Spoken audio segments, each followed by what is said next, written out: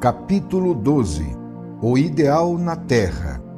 O ideal e a realidade da vida, a moral da hipocrisia, a autoridade, função de utilidade coletiva, a pobreza, mal social, organizar o trabalho produtivo das massas. Para melhor compreendermos os 3 precedentes capítulos, vamos dar um exemplo prático. Um jovem, filho de pais milionários, poderia viver de bens hereditários. Decidiu, ao contrário, viver exclusivamente de seu trabalho para manter sua família. Com isso, renunciou à herança.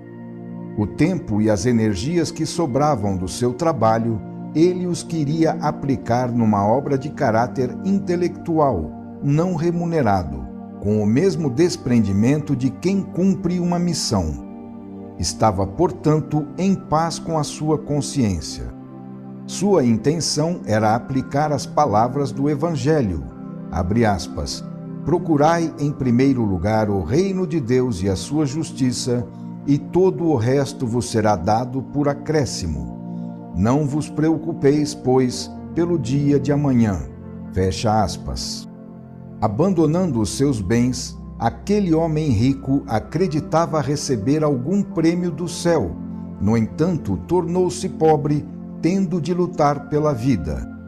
Se permanecesse rico, teriam-lhe sobrado bem mais energias, tempo e meios que agora lhe faltavam para realizar seu ideal. Ora, por querer seguir o Evangelho ao pé da letra, ele havia caído num estado oposto àquele espiritual divisado anteriormente. Seria ele, por isso, um falido?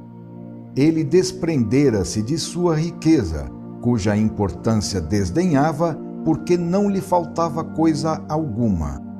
Todavia, com a experiência da pobreza, foi aprendendo a utilidade do dinheiro. A vida não nos quer ignorantes de nenhum de seus aspectos, até mesmo daqueles considerados inferiores. Este tipo de conhecimento também é necessário para quem deseja subir espiritualmente, pois não é possível alcançar os degraus mais elevados pulando-os de baixo, mas somente os percorrendo todos. O céu não pode ser constituído por ingênuos, ignaros da realidade, mas somente por indivíduos que percorreram toda a estrada e chegaram até lá, tendo superado todas as dificuldades que encontraram no caminho. Na terra, o idealista, enquanto contempla e sonha, não pode perder de vista as imperiosas necessidades da vida, às quais deve satisfazer como todos. Em suma, viver o Evangelho não pode ser nenhuma fácil aventura. Caem nessa ilusão os que, ignorando quão longe da realidade cotidiana esteja o ideal, não tenham conseguido ainda estruturar uma espinha dorsal sólida, sem a qual falta o indispensável ponto de apoio para qualquer superação evolutiva. Uma vez tendo considerado este aspecto, é necessário não olvidar o lado oposto da questão. Evidentemente, o idealista que não vive os princípios sustentados por ele com suas palavras é um hipócrita. Para que isto não se verifique, é imprescindível ele traduzir em fatos as suas afirmações. Ora, a experiência de viver com o fruto do seu próprio trabalho ensinou a aquele jovem que isso o tinha colocado numa posição mais honesta, sadia e viril com relação à antecedente, sendo inegável que entre as forças da vida são aquelas positivas e favoráveis que movem o indivíduo e não as negativas e desfavoráveis. Estes fenômenos são regulados pela justiça da lei de Deus, estando sujeitos à intervenção da divina providência, desde que o indivíduo tenha operado de maneira a merecer tal intervenção. O nosso jovem pôde verificar então que aquelas estranhas palavras do Evangelho eram verdadeiras e demonstráveis sempre que todas as condições necessárias para a sua realização fossem cumpridas. De fato, nunca faltou a ele o necessário, mesmo tendo de se submeter a uma vida de esforços e preocupações. E tudo isto sem paralisar o seu trabalho espiritual. Desse modo, como resultado, ele alcançou uma posição mais avançada, em outro nível evolutivo, a qual teria sido impossível atingir se permanecesse exclusivamente usufruindo da riqueza. Tudo isto prova que a realização do ideal na Terra não é fácil, mas nem por isso ele vem a ser loucura que leva à morte. Trata-se de um trabalho muito sério e o idealista inexperiente deve se precaver das dificuldades que o esperam. Ele pode acreditar que baste aplicar o Evangelho ao pé da letra para chegar rapidamente a uma vida ideal, comodamente servido pela divina providência. No entanto, isso não acontece, de modo que ele, deparando-se com uma vida material, fica desiludido. Para poder viver aquela vida do espírito, seria necessário um ambiente civilizado, resultado de um longo trabalho, porque a civilização não se alcança furtando-se à fadiga de construí-la e fugindo do mundo, mas sim mergulhando nele e o transformando com o próprio esforço. Para ser possível uma dedicação somente ao problema espiritual, é indispensável ter resolvido o problema material. É necessário percorrer o caminho da ascensão passo a passo. Nesta via, não existem atalhos ou posições que não tenham sido conquistadas. O idealista simplório deve aprender que o ideal não é um jogo e que a verdadeira pobreza pode matar também o espírito, pois pode impelir o indivíduo de volta aos mais baixos níveis sociais, tirando desse modo todo o alento necessário às mais altas manifestações da vida. Percebe-se então que a riqueza mantinha aquele homem numa posição privilegiada, fora da realidade, e que o seu desapego não passava de uma forma de inconsciência do valor do dinheiro e da realidade da vida. Ele acreditava que a renúncia evangélica lhe permitiria passar do ócio do rico ao ócio contemplativo do homem espiritual, sem perceber que muitas vezes é indispensável entregar-se ao trabalho, submetendo-se à obrigação que tem o homem comum de ganhar a vida, sem muitas chances para contemplações ou evasões prematuras para as altas esferas da vida espiritual. Destas dificuldades de viver o ideal sobre a terra, nasce a consciência da qual estão cheias as religiões. Tais dificuldades, com a enorme distância existente entre o dizer e o fazer, derivam, por sua vez, da imensa distância que separa os princípios propostos pelo ideal e aqueles impostos na terra pela realidade da vida, governada aqui por outras leis.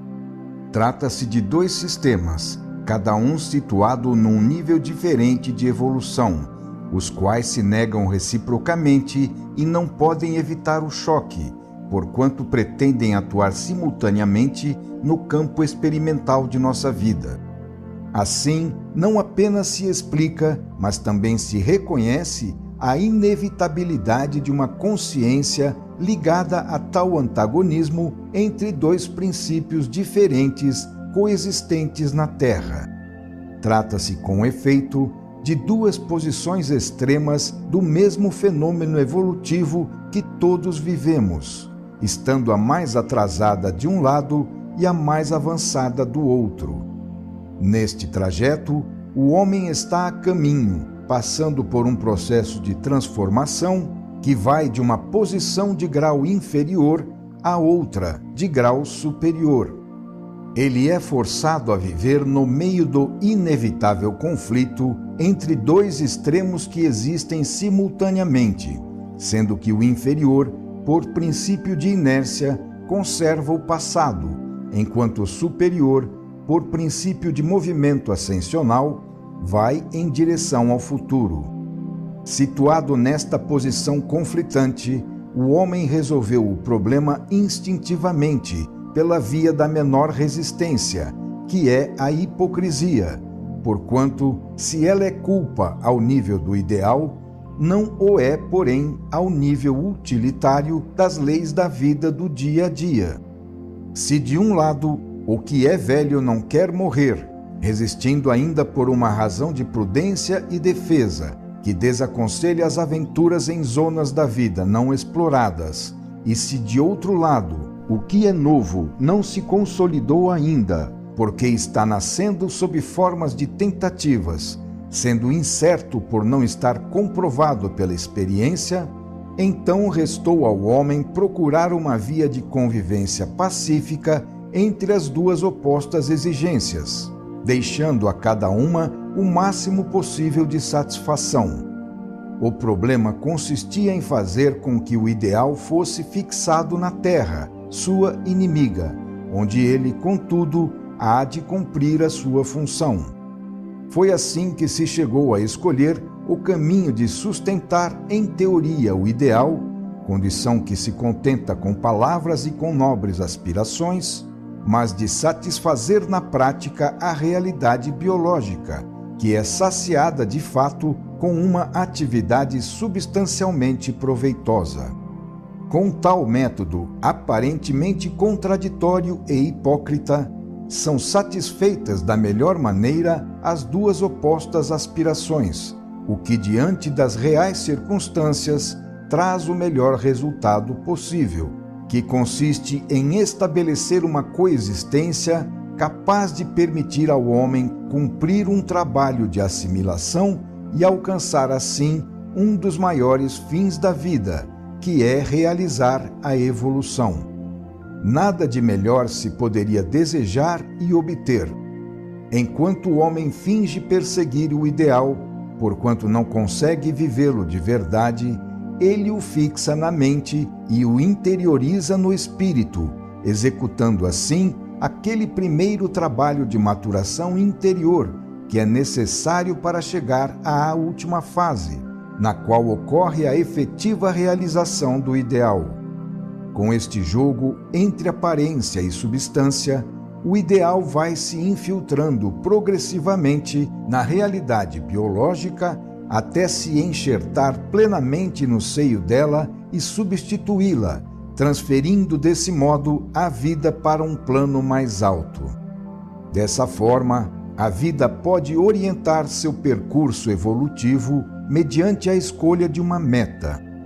Isto não é traição nem rejeição do ideal, pois ele é assimilado gradualmente, não havendo, aliás, outro caminho mais apropriado segundo a lei da vida. Se, ao contrário, o ideal fosse assumido de vez em toda a sua plenitude, ele só poderia funcionar como negação da vida como ela é no seu atual nível humano, resultando em efeitos contrários à própria lei evolutiva. Por isso, não nos devemos escandalizar se os cristãos, incluindo a Igreja, não aplicam o Evangelho ao pé da letra. E, com efeito, o Evangelho refere-se aos maus ricos, que fazem mau uso de sua riqueza. Se houve abusos no passado, é porque nada melhor se podia pretender de uma humanidade de baixo nível moral, que se encontrava num contínuo estado de luta e que, para sobreviver, deveria dispor de uma consciência muito elástica. As leis biológicas não brincam, não hesitando em matar quem não lhes obedece. Segundo elas, o miserável é um vencido que não tem direito à vida. Às vezes somos tomados por um sentido de piedade ao nos vermos como pobres cidadãos do antissistema, mergulhados na animalidade, ao percebermos o drama do ideal caído na terra, onde tudo o nega e o sufoca, ao sentirmos quanto custa vivê-lo contra as resistências de nosso mundo involuído para sairmos do pântano e subirmos de volta regressando a Deus. Eis que a pobreza pode embrutecer até o espírito. Conforme as leis biológicas, a pobreza não é uma virtude, mas sim um defeito, revelando o estado atrasado e doentio de uma coletividade que não soube vencê-la. Esta é a realidade que a vida contrapõe ao ideal. A pobreza é miséria que conduz para baixo, enquanto a riqueza pode ser base de civilização. Assim, o voto que devemos formular para o bem da coletividade não é de pobreza fomentadora do parasitismo, mas sim de trabalho realizador de produção, o único meio que ajuda a sociedade a progredir. A pobreza pode ser uma desgraça que merece ajuda, mas pode ser também o resultado de inaptidão, preguiça ou má vontade, constituindo, neste caso, uma posição merecida para quem se recusa à fadiga da luta pela vida. O mundo moderno muda completamente de atitude perante o problema da pobreza.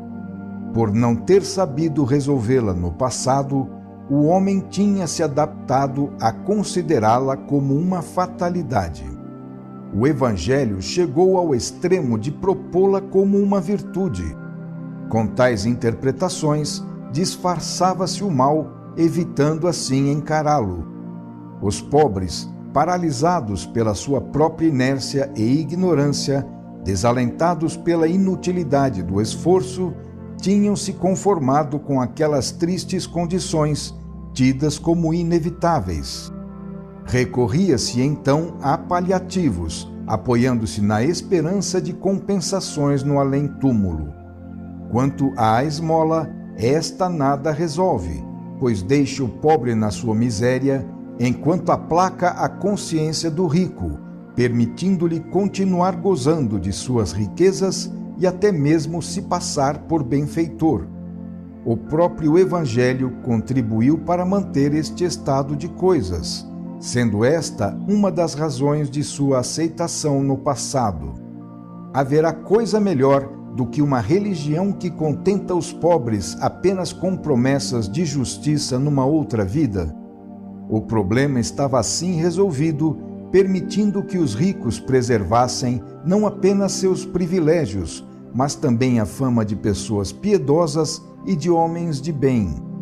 Que esplêndida solução! O mal não é eliminado, mas contanto que não cause aborrecimento, tudo vai bem.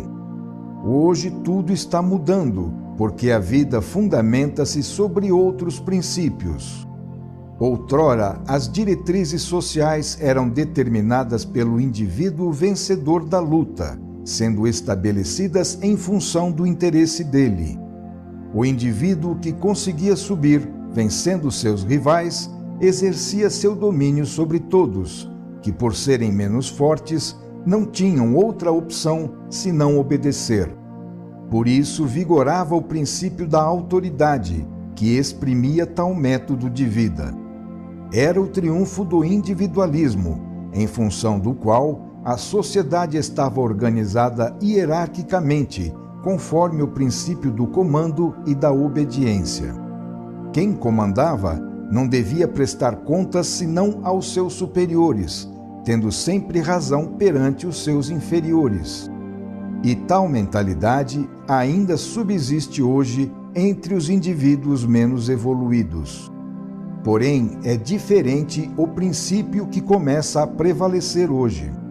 Qualquer autoridade ou poder, incluindo aí também o poder econômico do rico, não é mais um direito conquistado pelo indivíduo através da violência e imposto aos vencidos, mas constitui uma função social outorgada pela coletividade, que a delega a seu representante, sendo, portanto, um encargo que lhe pode ser retirado desde que ele se mostre incapaz de cumprir aquela sua função.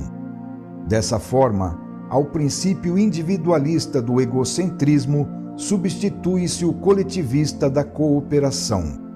Trata-se também de um utilitarismo de toda a sociedade, e não mais apenas do indivíduo, cujo utilitarismo, assim, ao invés de ser destruído, é antes potencializado. Isto sucede porque a sociedade passa do estado mais ou menos caótico do passado ao estado orgânico, no qual cada elemento deixa de lutar contra os demais, juntando seus esforços aos dos outros para a maior vantagem de todos. Então, até o trabalho transforma-se numa função social, deixando de ser uma ação exclusivista e separatista para se tornar uma atividade de interesse coletivo. Com isto, o próprio indivíduo acaba ganhando, porque seu sacrifício a favor dos outros é compensado pelo sacrifício dos outros a favor dele. Trata-se, portanto, de um método que absolutamente nada tem de antivital, sendo, pelo contrário, altamente vantajoso para todos. Por isso, ele é prontamente assimilado pela vida, tão logo o ser dê prova de saber compreender que o máximo poder está no maior alcance dos esforços em conjunto, desde que todos sejam coordenados entre si. Com este método, também se chega a uma hierarquia, a qual, porém, não se baseia em nenhuma coação, mas sim na coordenação, aceita livremente por todos em função de sua utilidade coletiva. Nestas condições, além de não ser admitido na coletividade quem não cumpre a função que lhe compete, também é expulso quem diz ser e fazer o que não é e o que não faz. Há uma ação de rejeição por parte do organismo social contra os elementos inúteis ou danosos para ele. Com isso, o tradicional sistema da hipocrisia colapsa, deixando cair as máscaras, porque o fingimento não tarda a produzir posições falsas, as quais pesam sobre a coletividade, que, portanto, as rejeita. Nasce, então, uma nova moral, que consiste em não cometer o pecado social de prejudicar o próximo. Num tal regime, o pobre, em vez de um estranho ignorado, que basta manter quieto e longe, constitui um componente daquele organismo social, que pertence a cada um, pois todos são parte integrante dele. Segundo a velha psicologia, o que era da coletividade pertencia a todos e, por isso, reputava-se como não pertencente a ninguém. Desse modo, não podia haver interesse em defendê-lo. Com a nova psicologia, o que é da coletividade é de cada um, portanto, também constitui um bem do indivíduo, porque ele é parte dela, interessando a todos defendê-la. Eis então a razão pela qual hoje a pobreza não é mais um fato particular, e sim um mal social que toca a todos, dizendo respeito à coletividade e merecendo sérios cuidados. Não é possível ser individualmente rico num país de pobres. Portanto, a pobreza hoje não é virtude, mas sim um defeito dos povos, sendo indispensável que se lute para eliminar este defeito. Ora, em vez de consolações no além-túmulo e de vãs esmolas ou semelhantes anestésicos, hoje organizam-se as massas, educando-as para o trabalho produtivo, que lhes proporciona a independência econômica e as torna autossuficientes, pelo fato de elevar o seu nível de vida. E quando isto não seja possível, recorre-se então ao meio extremo da esterilização ou, pelo menos, do controle da natalidade, para que a lepra da miséria não prolifere, expandindo-se sem fim. Diz um provérbio chinês, abre aspas, se quiseres ajudar um homem, não lhe ofereças um peixe, mas sim o ensine a pescar, fecha aspas. Eis os dois métodos, a beneficência e o trabalho para todos. No passado, o trabalho era obrigação de servos, sendo que faltava então uma tecnologia de organização econômica mais eficiente e um adequado desenvolvimento mental para se chegar ao rendimento atual. Mas o problema não se resolve com o abaixamento geral dos ricos para igualá-los ao nível dos pobres, mas sim com uma elevação geral da produção e do nível de vida, direcionada também aos pobres para erguê-los à altura dos ricos.